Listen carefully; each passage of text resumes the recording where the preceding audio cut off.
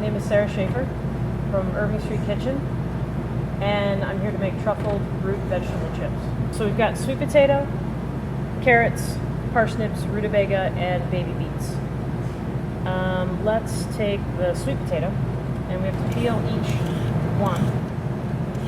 I always cut a little bit off of it, just so that you have a nice flat surface. Also, whenever you use a mandolin, you want to make sure that your fingers are away from the blade.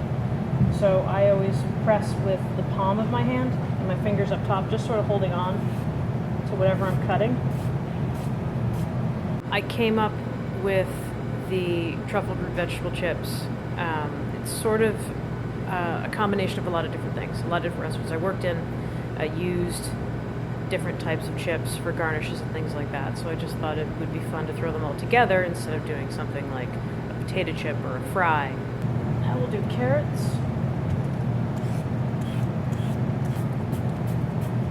Some of the vegetables you might have to adjust the size that you're cutting it, like maybe your sweet potatoes need to be a little thicker, maybe your carrots need to be a little thinner.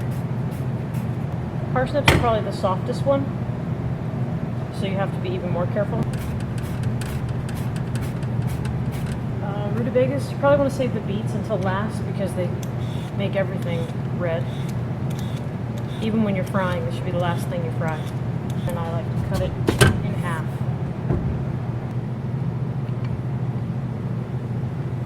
And then the last thing, beets. And I'm going to wear a glove to do it, but if you do it without it, it's just you're going to make little red fingerprints on all your other vegetables.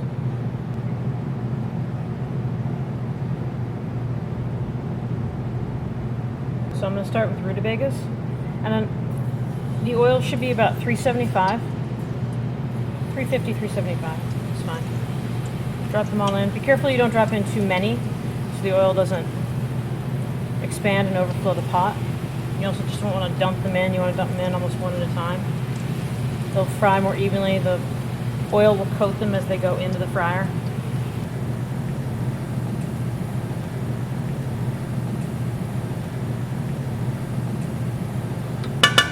Okay.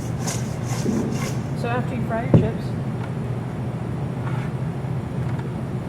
add some truffled sea salt.